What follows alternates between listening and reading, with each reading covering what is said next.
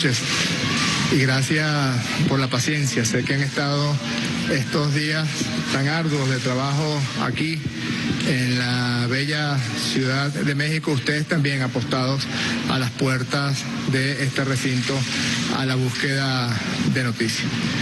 Quisiera resumir en breves palabras lo que ha sido el resultado del trabajo de estas horas y horas y horas de profunda deliberación, de ardua búsqueda de confluencia y de encuentro. Solamente podría decirles como resumen que lo volvimos a lograr en México.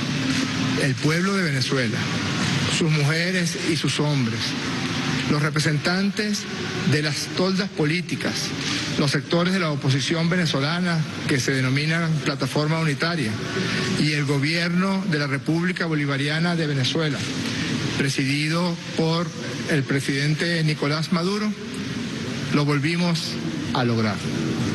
Más allá de las diferencias profundas que mantenemos y que seguramente mantendremos en el futuro, más allá de los obstáculos, de las dificultades, de los tiempos de desatamiento de pasiones que en nada tenían que ver con la convivencia política y democrática de Venezuela, muy por el contrario, todas las agresiones que nuestro pueblo ha vivido en los últimos años tiene un elemento balsámico al que recurrir en los actuales momentos y es el resultado de acuerdos tempranos de esta mesa de diálogo y negociación entre los sectores de la oposición venezolana aquí representados y el gobierno de la República Bolivariana de Venezuela. Nos queda mucho camino por delante, nos queda mucho trabajo que hacer, nos quedan muchos temas que discutir, pero el día de hoy hemos demostrado en estos 4 días de arduos trabajos que nos podemos decir las cosas más duras, que podemos mantener de manera firme nuestras posiciones, que podemos establecer sin ninguna duda cuál es el planteamiento que nos acompaña y es el planteamiento del pueblo chavista de Venezuela. Pero también entender, como hemos entendido todos en esa mesa, que es toda la patria venezolana independientemente de cómo pensemos, independientemente de si votan a los candidatos de la Revolución Bolivariana, si votan a los candidatos de la oposición venezolana o si no tienen una posición política fija. Los resultados de esta mesa van a redundar en beneficio de todas las venezolanas y en beneficio de todos los venezolanos. Lo volvimos a lograr en México. Ustedes saben que una de las cláusulas que se establecieron en el memorándum de entendimiento que se firmó el pasado viernes 13 de agosto, aquí mismo en la Ciudad de México, contemplaba la posibilidad de que se firmaran acuerdos parciales o acuerdos tempranos. Mantenemos todavía el criterio de que nada está acordado hasta que todo está acordado, pero algo muy positivo y que hace mucho más ágil la posibilidad de conseguir acuerdos tempranos para el pueblo de Venezuela es que se contempla en las cláusulas del memorándum de entendimiento que se puedan firmar estos acuerdos parciales. Y hoy debemos anunciarle a Venezuela 2 acuerdos parciales que quisiéramos rápidamente compartir con ustedes. El primero de ellos es el que se refiere a la ratificación y la defensa de la soberanía de Venezuela sobre la Guayana Esequiba. Una declaración profunda de respaldo, de respeto a la historia, al derecho que nuestra patria tiene desde los tiempos en que éramos una capitanía general al territorio de la Guayana Esequiba. Y resalta que es el Acuerdo de Ginebra de 1966, el único instrumento que los venezolanos y las venezolanas reconocemos para dirimir de manera amistosa y de forma bilateral las controversias que se presenten en materia limítrofe con la República Cooperativa de Guyana. Firmamos todos los miembros de la delegación este acuerdo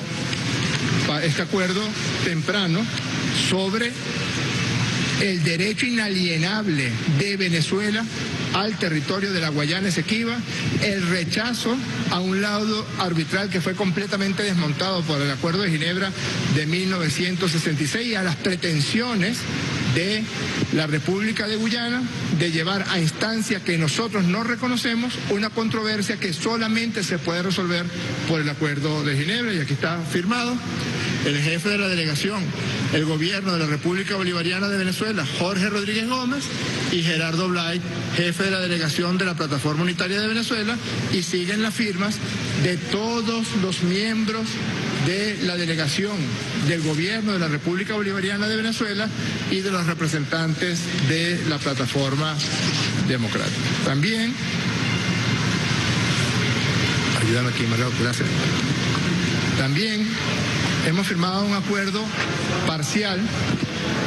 Uno de los puntos que llevamos en estos días de discusión es un punto que está contemplado en la agenda del memorando de entendimiento y se refiere a la protección de la economía de Venezuela y también la protección social del pueblo de Venezuela. Llegamos a un acuerdo parcial para la protección social del pueblo venezolano.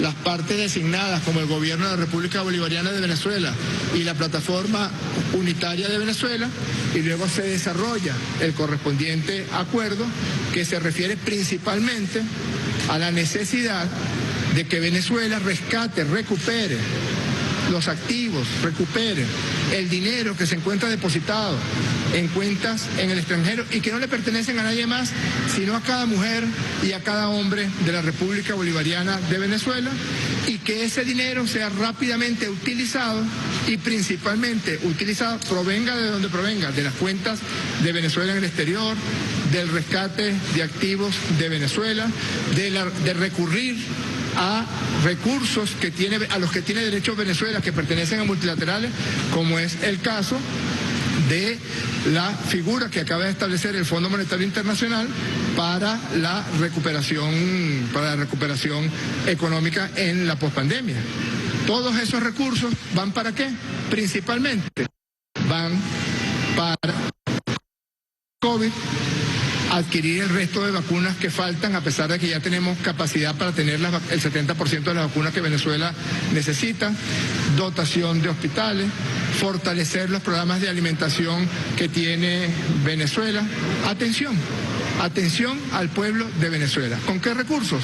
Con los recursos que le pertenecen al pueblo de Venezuela.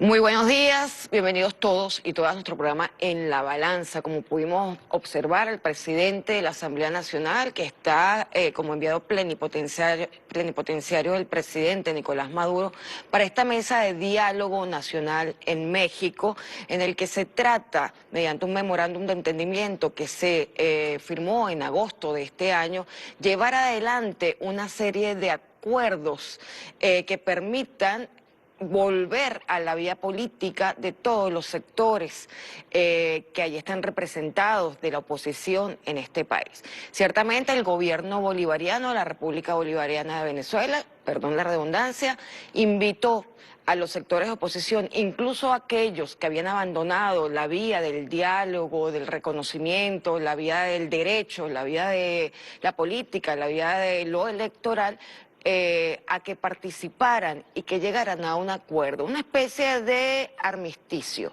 digámoslo así. Es decir, yo pido que ustedes cesen en la agresión contra el país, contra el pueblo de Venezuela, porque no es contra el gobierno solamente, sino es contra todo venezolano y toda venezolana, para que vuelvan a la política y dirimamos los conflictos como hermanos de una sola nación que tienen un solo objetivo político, que es la gran nación de Simón Bolívar. Para analizar, además, no solamente este encuentro de diálogo en México, vamos a analizar otros temas, porque una de las preguntas que nos hacemos es, bueno, lleva un momento, pero ahí están también representados sectores que han abonado, que han permitido, que se han prestado para una agresión permanente contra la República, contra el Estado, contra el pueblo de Venezuela. ¿Cómo se compagina el diálogo con la justicia en este escenario que se abre magnánimo a la posibilidad del encuentro y de la reconciliación? Para este tema tenemos con nosotros una invitada muy especial, nuestra querida Carol Delgado Arria. Fue embajadora de Venezuela ante Ecuador por 4 años, estuviste allí llevando esa tarea. Además ha estado en el área diplomática en otras oportunidades, es licenciada en letras y lleva una trayectoria importante en el tema internacional, desde lo académico y también desde lo profesional. Ahora tiene muchísimas tareas que está desarrollando, entre ellas escribir otro libro, y ha sacado un poco de tiempo para compartir con nosotros. Bienvenida, Carol, a nuestro programa. Es un honor tenerte aquí. Muchas gracias, Olga, por la invitación y gracias a Teresa por abrir su espacio. Para comenzar el análisis, decía, digamos, quien lidera en este momento la mesa, enviado por el presidente Nicolás Maduro, Jorge Rodríguez, doctor Jorge Rodríguez, que efectivamente esto es una serie de acuerdos que deben cumplirse todos para que sea, digamos, que se considere cumplido el memorándum de entendimiento. Sin embargo, avanzaron en acuerdos parciales que también fue parte digamos que de las reglas del memorándum. Es decir, podemos ir avanzando en acuerdos parciales hasta llegar al cumplimiento de todo lo establecido en el memorándum de entendimiento. Y hay 2 acuerdos parciales que son un éxito realmente que consolida primero la unidad de todos los venezolanos. Uno es lograr el que en una sola voz nos sumemos a rechazar cualquier intento de robarnos el territorio Esequibo, que es venezolano históricamente, y que debe dolerle a todo venezolano este intento de la República Cooperativa de Guyana de ir de forma írrita a la Corte Internacional de Justicia a intentar fraudulentamente, mediante un juicio fraudulento, despojarnos de lo que ha sido nuestro territorio históricamente. Vamos a iniciar con ese punto que es muy importante. Quisiera que lo analizaras para que todas y todos podamos conocer cuál es tu opinión y tu reflexión sobre este primer punto, que es un punto álgido para todos los venezolanos. Bueno, por supuesto que es un logro extraordinario de Jorge Rodríguez, nuestro presidente de la Asamblea Nacional, que es un hombre que tiene una visión de patria que siempre está tratando, digamos, de conectar al país, de unir al país y de tratar de ir superando pues toda esta estrategia de disolación del Estado Nacional en la que nos ha metido la oposición desde hace 20 años, ¿no? Creo que sí es muy importante porque garantiza la integridad territorial. Recordemos aquellos audios en los que escuchamos que una embajadora de este infausto personaje que se hizo llamar presidente interino de Venezuela, decía, bueno, que iba a negociar la integridad territorial de nuestra patria a cambio del reconocimiento de Inglaterra, del Reino Unido, para con este exabrupto, interinato presidencial, presunto, pues, ¿no? Así es. Entonces, creo que es muy importante, ¿no? Porque fíjate que el hecho de que sea Jorge Rodríguez el que esté llevando esta negociación es muy importante, ¿no? ¿Por qué? Porque Jorge Rodríguez de niño tuvo que vivir sin su padre. ¿Por qué? Bueno, porque hubo una Cuarta República que eliminaba a los que pensaban diferente, ¿no? Esa Venezuela que eliminaba al que pensaba diferente ha sido exorcizada, ha sido superada en la Venezuela de hoy. Y creo que el presidente de la Asamblea y también la vicepresidenta Delcy Rodríguez han logrado superar un dolor infinito, pues, lo que vivieron como niños, pues, que vivieron como familia, el tener que enfrentar la vida sin su padre, porque y como ambos, muchos otros venezolanos en esa época. porque ambos fueron hijos del mártir del socialismo y de la revolución venezolana, que fue Jorge Rodríguez padre, fundador de la Liga Socialista. Así es. Este acto de magnánimo yo quisiera a este bloque quitarle unos minutos porque hay que redondear esto.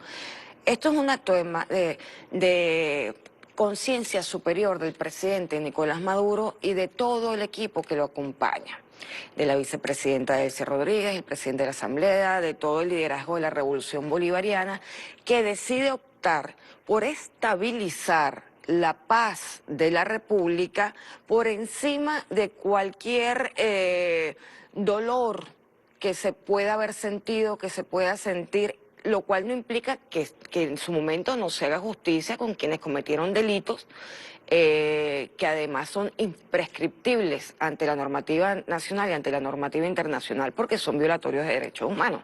Pero ciertamente hay un espíritu que mueve el diálogo y es la necesidad de entendernos como parte de una misma patria, de un mismo proyecto histórico.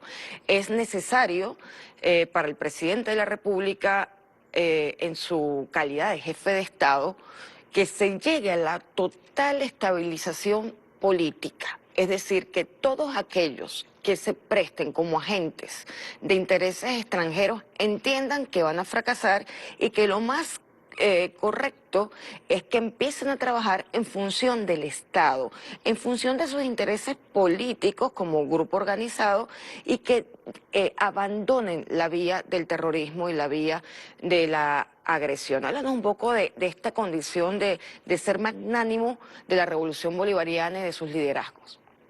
Sí, bueno, creo que esta magnanimidad del venezolano nos viene de Simón Bolívar. Recuerda que Simón Bolívar decía y se preocupaba por el hecho de que a cada insurrección le sucedía un perdón y a cada perdón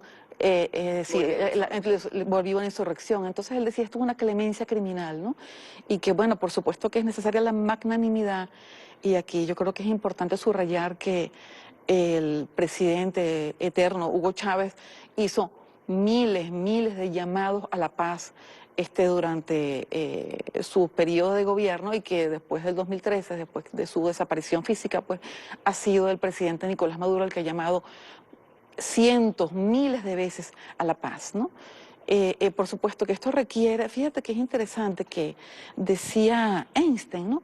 Que no se puede resolver un problema en el mismo nivel de conciencia en el que se produce un problema. Es decir, que hay que ubicarse desde el punto de vista de la conciencia y de la espiritualidad en un nivel superior. Y esto es lo que ha hecho el presidente Maduro, ubicarse por encima, porque es muy difícil, ¿no? Es muy difícil. Cuando uno piensa, por ejemplo, en el crimen que se cometió contra Orlando Figuera, pensar digamos, en perdonar a toda esta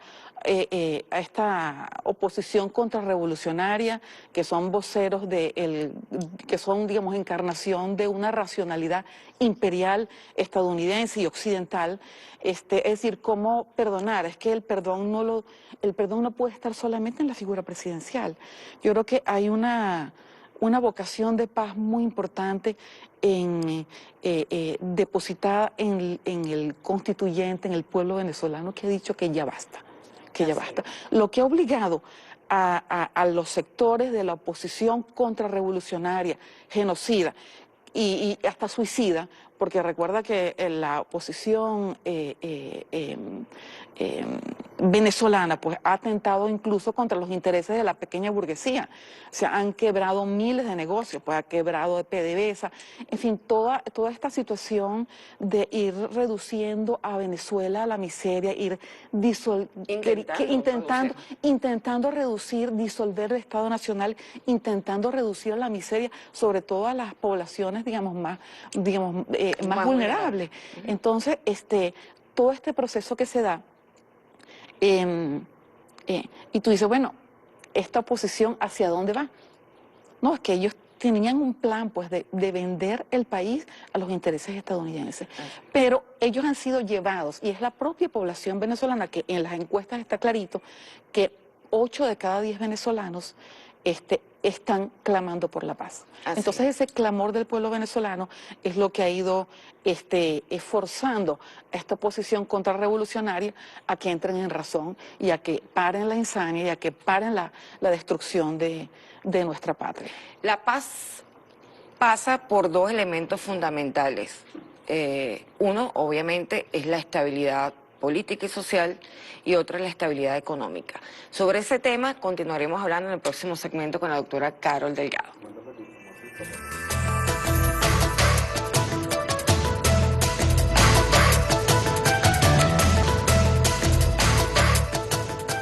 Continuamos en la balanza con nuestra invitada especial, la doctora Carol Delgado Arria, con quien estamos analizando el diálogo que se está llevando en México y cómo compaginar esto con el ejercicio de la justicia.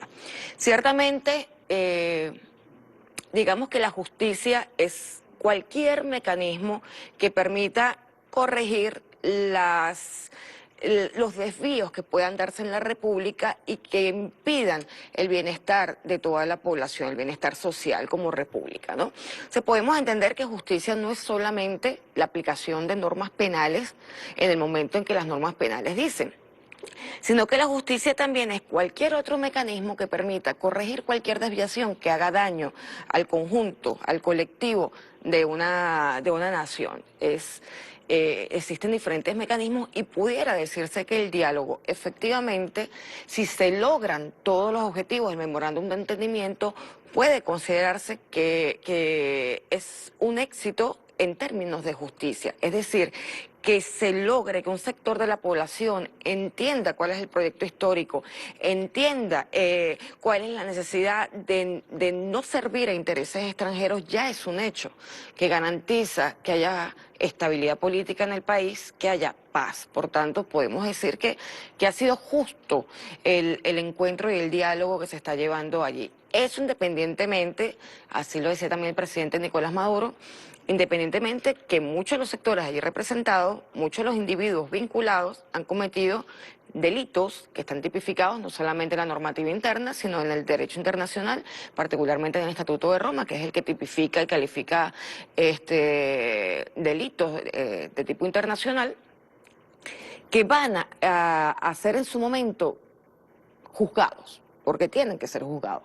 Pero por ahora lo que se quiere es llegar a un encuentro con los sectores de la oposición que además han reconocido, esto es importante para la comunidad internacional y para quienes dudan, reconocieron que el presidente de la República es Nicolás Maduro y que nunca ha habido ninguna posibilidad de creer en una farsa como la que se montó tan grave de hacer uso de acuerdos de la Asamblea Nacional que son de carácter político, no tienen ninguna vinculación jurídica, de acuerdos que desconocían una elección que hizo el Poder Electoral en relación a la elección presidencial.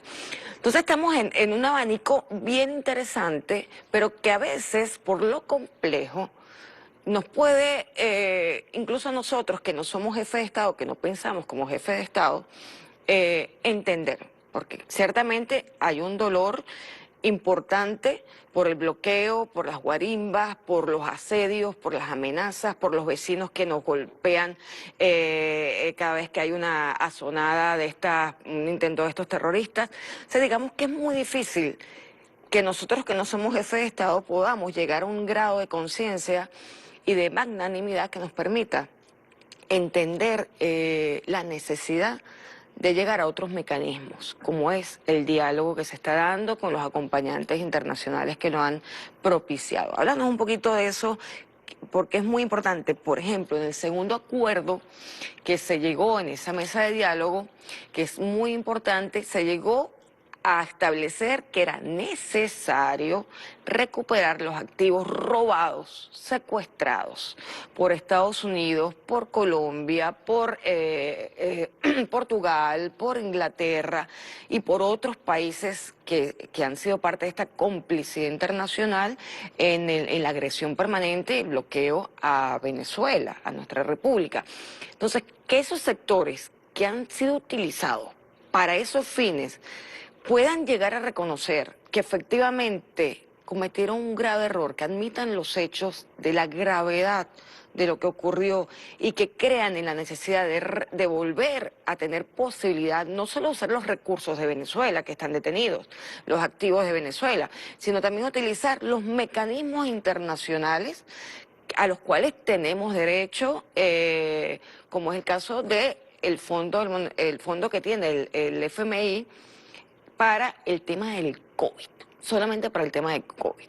Háblanos un poco entonces, ya te dejo a ti, analizar este aspecto que es muy importante y arrancamos entonces a analizar qué otros mecanismos habrán de justicia también para más adelante.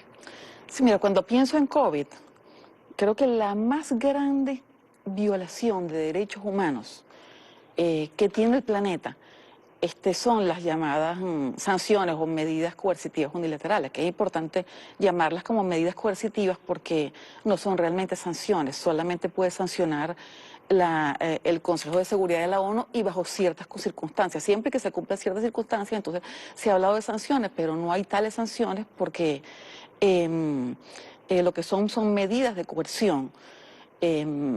Yo creo que es muy importante hacer referencia a que en meses pasados se creó el grupo de amigos de la Carta de la ONU.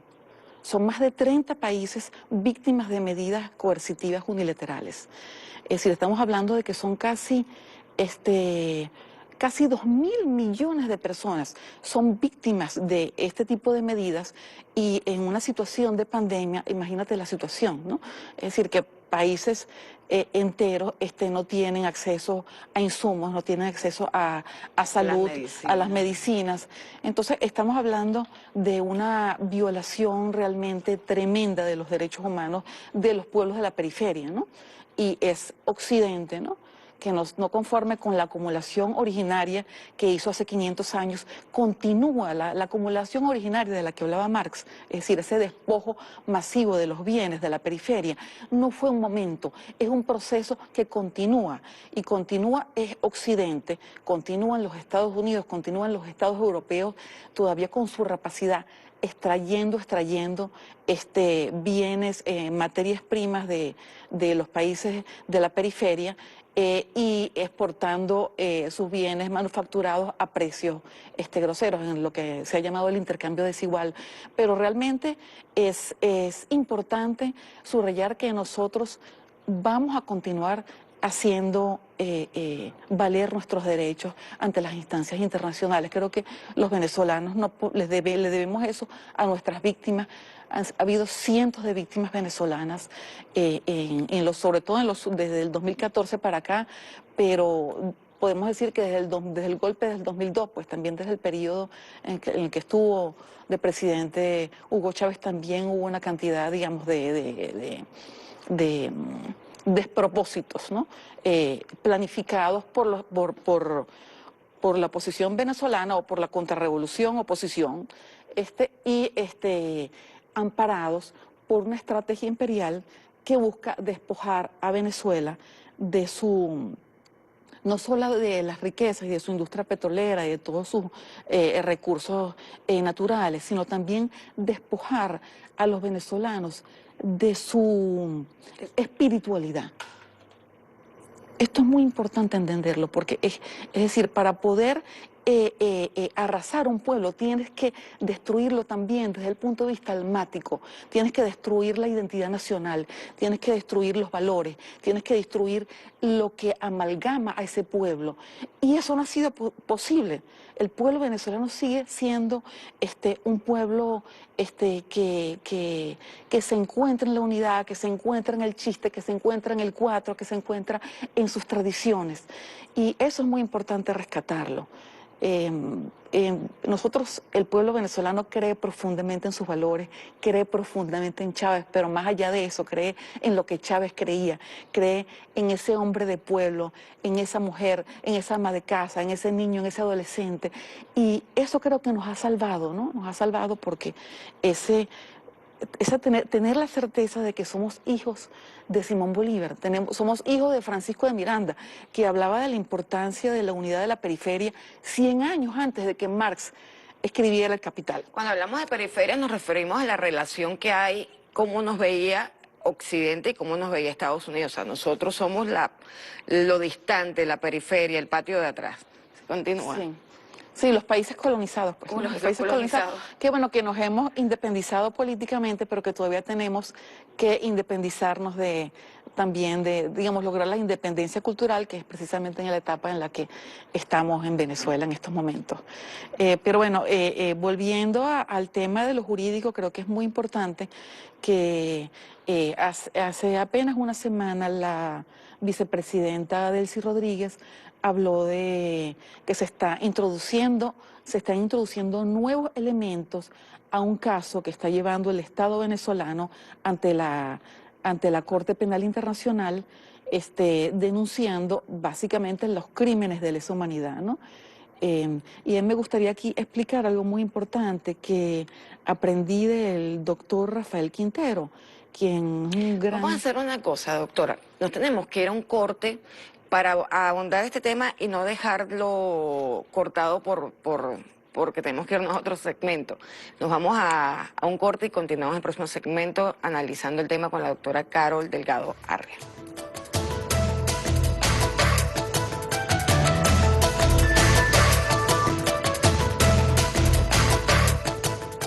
Continuamos en la balanza con la doctora Carol Delgado Arria, ex embajadora nuestra en la República de Ecuador, gran intelectual. Además, tenemos aquí un libro que nos ha hecho llegar, Crimen de Agresión Internacional contra Venezuela, del doctor Rafael Quintero López, y con participación de la doctora Carol Delgado, en donde se cuenta en qué ha consistido la agresión a Venezuela desde el 2017, que particularmente han habido elementos muy claros de lo que se pudiera configurar o tipificar como crimen de agresión, a pesar de que el Estatuto de Roma todavía no lo haya definido del todo. Doctora Carol, tenemos un tema que es, bueno, estamos avanzando en el diálogo, estamos avanzando en una forma de justicia que es buscar la estabilidad económica y la estabilidad política del país para lograr, digamos que fines esenciales del Estado, que es el bienestar de toda la población.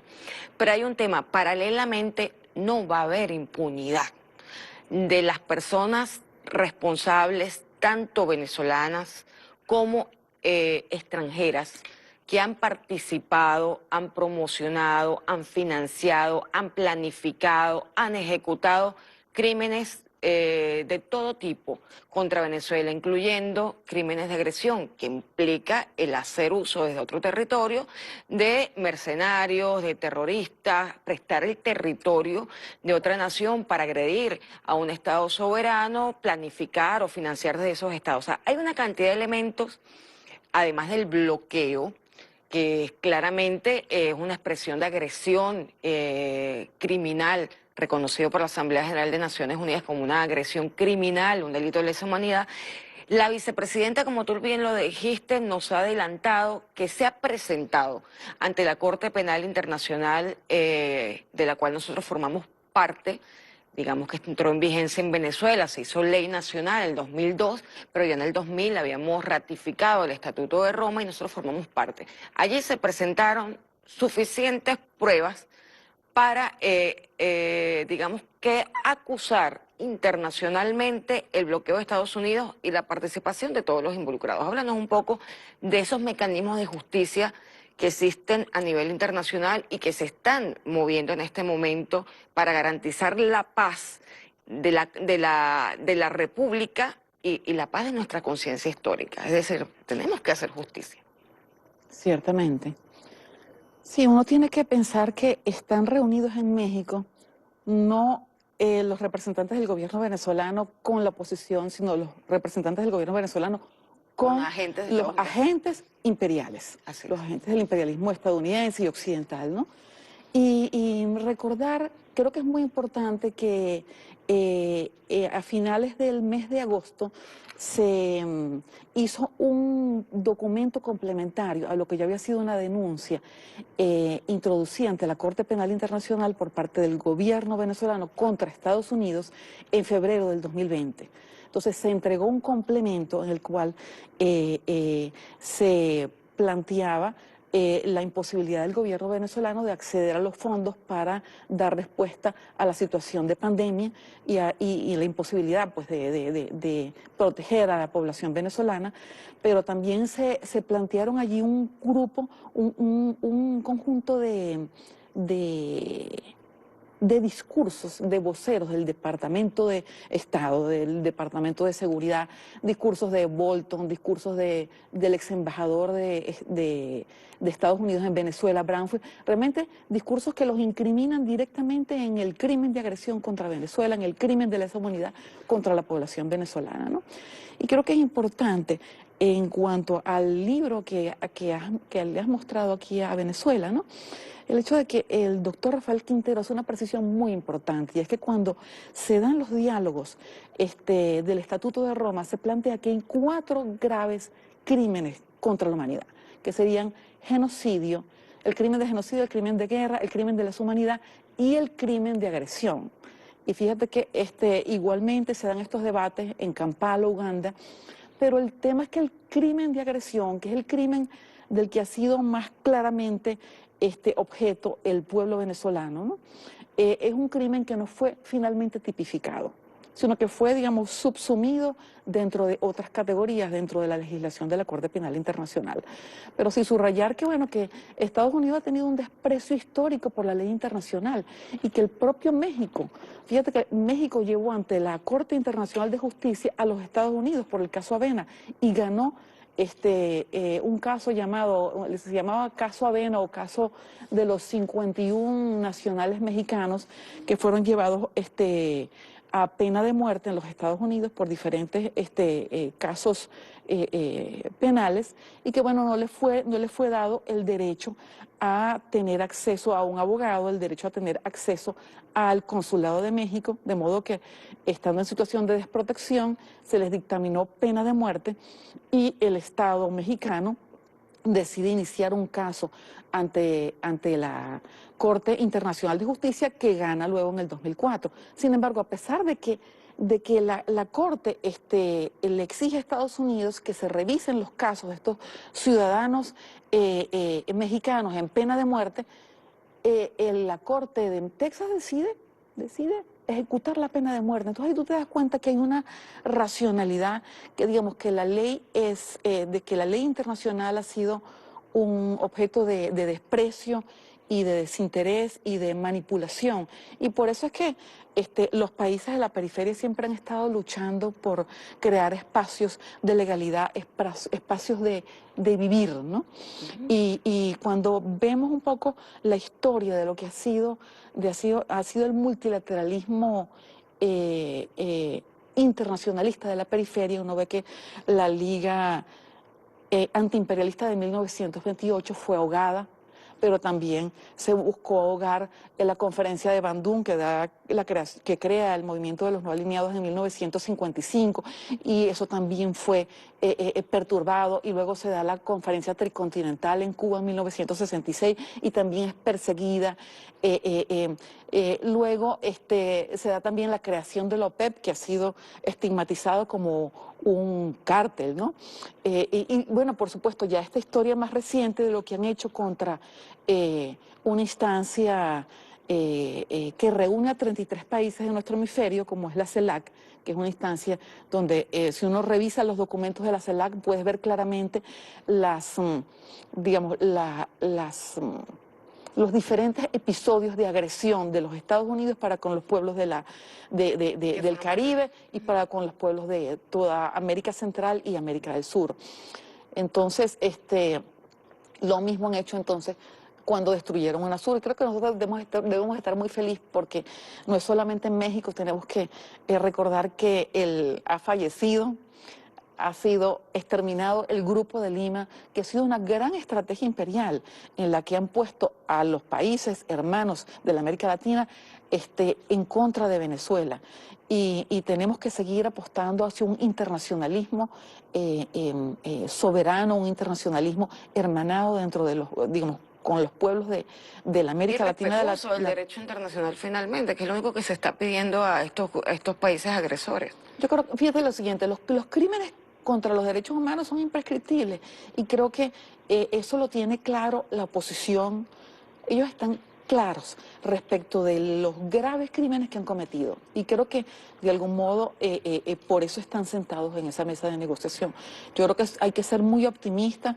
Estos preacuerdos que se están dando ya son de verdad un gran avance para la sociedad venezolana, porque necesitamos recuperar la economía nacional, recuperar la calidad de vida de nuestros niños, de nuestras mujeres, de todas nuestras familias. Yo creo que vamos en tránsito pues a abrir las grandes alamedas para que el pueblo venezolano logre hacer justicia y logre exorcizar ese anatema del que hablaba Bolívar, pues no, de que a cada insurrección le sucedía un perdón y a cada perdón le sucedía una insurrección. Creo que tenemos que hermanarnos, tener claro que la paz no es una responsabilidad de Jorge Rodríguez, no es una responsabilidad de los opositores que están en México, es una responsabilidad de todos y cada uno de los venezolanos. Creo que todos tenemos que estar vinculados a este proceso y que tenemos que hacer fuerza y dar debates también a lo interno de las familias de lo que ha sido estos últimos años, esta situación de insania colectiva en la que se han arrasado familias, se ha arrasado la vida de personas por querer rendir el país a los pies del imperialismo norteamericano, que es algo absolutamente inaceptable. Así es. Nosotros celebramos efectivamente el éxito que tiene la mesa de diálogo en México, el éxito del esfuerzo del presidente Nicolás Maduro, que además ha demostrado como jefe de Estado, oye, es todo un ejemplo para el resto de las naciones, o sea, donde se ha visto, bueno, pocas veces, un líder del tamaño del presidente comandante Hugo Chávez o del tamaño del presidente Nicolás Maduro, en muy pocas ocasiones históricas, tal vez con Gandhi, tal vez con Martin Luther King, que supere en nivel de conciencia a lo que en lo común estamos exigiendo como justicia. Es decir, estamos ante una situación, como volvemos a decir, en el que se está tratando de llevar a buen rumbo el país y restablecer, digamos, la armonía que ha sido quebrantada, la armonía que existe en la República Bolivariana de Venezuela, quebrantada por esta oposición con sus intenciones criminales de servir a intereses extranjeros. Y ciertamente, como dice la doctora Carol, esto no implica, vamos a aclararlo nuevamente, que no se siga con todos los mecanismos que existen para garantizar la justicia. Esto lo digo porque siguen habiendo panfletos, hay un supuesto acuerdo nacional que sacó, digamos que las redes de Juan Guaidó, que no me gusta ni mencionarlo, y sacó otras personas, y un comunicado que sacó Carlos Vecchio, muy violento, como amenaza al diálogo que se está dando en México. Inclusive reconoce, entre otras cosas que llaman mucho la atención, el caso, por ejemplo, de que Alex Saab, que es un empresario, que además es agente diplomático de Venezuela, haya sido apresado sin orden de ningún tipo y sin tener ninguna relación dentro del derecho para que sea detenido, ¿no? Que haya una orden judicial, etcétera, etcétera. Ellos dicen que va a haber otros casos como Alex Saab. Lo dicen en el panfleto que sacan las redes de Juan Guaidó, es decir, reconocen que es un preso político, que es un rehén de Estados Unidos en Cabo Verde. Entonces, yo pregunto, ¿qué llamado le podemos hacer entonces todavía a un sector que no entiende que dentro de toda la agresión en esta guerra multiforme, también situaciones como la de Alex Saab, los juicios falsos que se siguen en Estados Unidos contra líderes de la revolución, contra autoridades del Estado venezolano, son parte de este juego dentro de la guerra multidimensional en contra de Venezuela y que amenazan con continuar? Ya va un momento, pero tenemos una mesa de diálogo y estos sectores pequeños, aunque es cada vez más reducidos, van a continuar. ¿Qué mensaje le darías tú a quienes todavía creen en estas acciones perversas? Mira, yo creo que hay que activar todos los mecanismos disponibles de la justicia.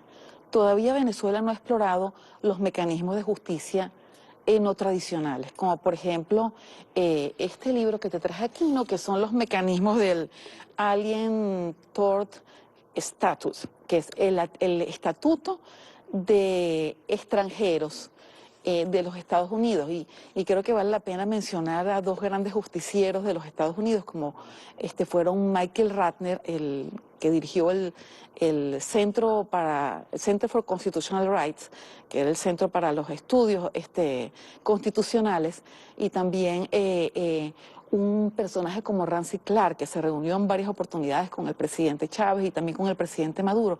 Yo creo que hay que activar mecanismos de ese tipo. A los embajadores que están usurpando y queriendo, digamos, continuar con esta guerra contra el pueblo de Venezuela, hay que llevarlos a la justicia. No los podemos llevar a justicia en Venezuela, los podemos llevar a la justicia también en Estados Unidos. Es decir, explorar mecanismos que, si bien son extraterritoriales, también pueden llevar a la justicia a personajes que están atentando contra los derechos humanos, contra el derecho a la vida de millones de venezolanos. Y que se están escudando en otros territorios pensando que son intocables en otros territorios. Yo creo que vamos hacia procesos de real justicia. Nosotros estamos en diálogo, estamos con toda la disposición, apoyamos totalmente al presidente Nicolás Maduro en estas acciones magnánimas de atraer a todos los sectores de la oposición venezolana que han participado en estos eventos, incluso de naturaleza terrorista, pero sabemos que también el presidente Nicolás Maduro nos ha hecho saber que no habrá impunidad. Entonces, como dice la doctora Carol Delgado, tenemos que seguir explorando mecanismos de justicia alternativa, no solamente ante la Corte Penal Internacional, sino en los mismos estados donde se están configurando delitos contra Venezuela, que son penados también en esas legislaciones internas. Carol, nos tenemos que ir, nos tenemos que despedir ya. Tu última reflexión. Bueno, yo creo que el presidente Maduro está determinado a que todos estos acuerdos de paz rindan beneficio. Creo que tenemos que ver que nuestro pueblo nos está exigiendo. Ese acuerdo de paz es una necesidad para la patria venezolana. Creo que ya se han acabado todas estas aventuras, todas estas locuras, toda esta insania. Yo creo que la oposición lo tiene claro. La oposición fue a México a firmar un acuerdo por la paz, y el gobierno venezolano, que tantos, digamos, llamados ha hecho por la paz, fue para allá también a firmar la paz. Creo que un poco haciendo referencia a un tema bíblico, pues no creo que así como Moisés sacó a los israelitas de la esclavitud, así también creo que hoy el presidente Nicolás Maduro y todos los que queremos esta patria tenemos que sacar a los mercaderes del templo, tenemos que sacar a Venezuela de ese Egipto en el que nos ha metido una contrarrevolución que no tiene visión de patria y que no tiene visión de futuro, y de la potencialidad que tiene este gran pueblo venezolano, de la potencialidad que tiene este gran gobierno magnánimo que tanto le ha dado a la paz, que tanto le ha dado a la construcción de una patria buena en el marco del vivir bien. Así es. Nosotros nos despedimos, somos los hijos de Bolívar y de Chávez y venceremos permanentemente. Sigamos con las victorias. Nos vemos en el próximo programa.